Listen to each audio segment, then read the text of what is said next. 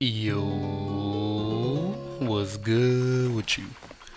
Back in black with another Enlisted video. If you guys are new to the channel and you love shooting games just like me, make sure you aim for that like button and shoot that subscribe button as well. It'll help you find better teammates and improve skill-based matchmaking. At least I hope so. In this video, we're going to be doing a quick review for the M1918 Farquhar-Hill rifle recently received in the Liberation of Paris event. This weapon was designed by Mubri G. Farquhar and Arthur H. Hill. This is one of the first semi-automatic rifles of the 20th century and came standard with a 19-round drum magazine, which I do find that to be outstanding at a base amount. But they even had a 10-round internal magazine as well, and what's even more crazy, it also came with a 65-round drum magazine too, which is kind of a shame that they didn't put that in the event, because I'm sure people would have been a lot happier with the event overall if that was the case. But neither here nor there. In terms of the stats, we're getting a pretty hefty 16.8 per shot, and even out to 100 meters you'll still be doing 13.8, which should result in plenty of one-hit kills.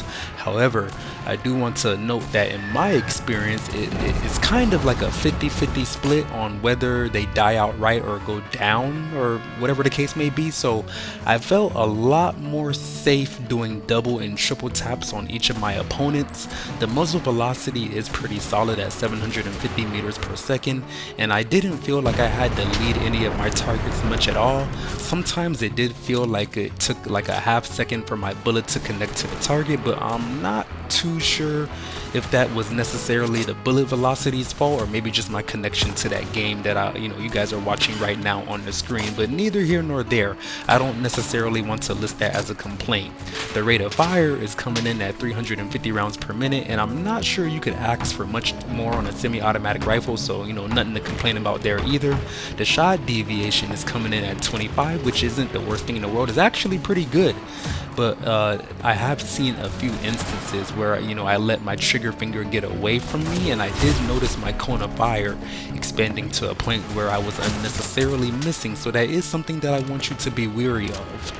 The vertical recoil is listed at 68 and the horizontal recoil is listed at 25, but honestly, in my humble opinion, it feels much better than you would be led to believe. If you asked me what my humble opinion was or what numbers I would assign to it, I would give it a 20 for the vertical stat, and I would give it like a 10 or maybe a 12 or 13 for the horizontal stat. So that is lovely to note as well. You can even see it in the visual recoil on the screen. It isn't really moving much at all despite the larger numbers that they would have on the stat card. It is a pretty heavy rifle at 6.6 kilograms, and that makes sense considering the giant magazine that you're lugging around, but just know that your stamina will be drained pretty fast for your typical semi-automatic rifle, and low stamina does make it hard to aim, and good aim is very important on rifles. And honestly, if I'm being real, good aim is important on any weapon that you have in your hands, but you guys know exactly what I mean when I say that. Speaking of good aim though, the last thing that I wanted to talk to you guys about for the Farquhar-Hill is the iron sights on this weapon, and I gotta say, man, it is a little jarring to get used to at first. It took me approximately like 2 to 3 minutes to say that I was actually used to shooting with this weapon, and thankfully I didn't get shot in the process because we only get one from the event, so I need as much adjusted time as I can get. But this did allow me to go flawless, and I guess in terms of going flawless, I want to say I attribute a lot of that success to the fact that we were playing defense and this weapon has a really large magazine, not necessarily the fact that it has really good iron sights that allows me to take advantage of the large magazine that I have. But all that being said, I would say that iron sights are average to slightly below average, and it does take a little bit of an adjustment period. But overall though, I think the Farquhar-Hill is a very fun and quirky gun that's hard carried by the magazine size. It kind of reminds me of a slightly better Johnson rifle because the sights are kind of awkward on both, but of course you enjoy the benefits of more bullets overall. I'm thinking like a 7 out of 10, and I don't know if I would necessarily want it in the tech tree, but I would like to see it more in events, and I guess since we don't have any other BR4 Western Ally rifles, perhaps they should consider adding the Turner SMLE for tech tree purposes.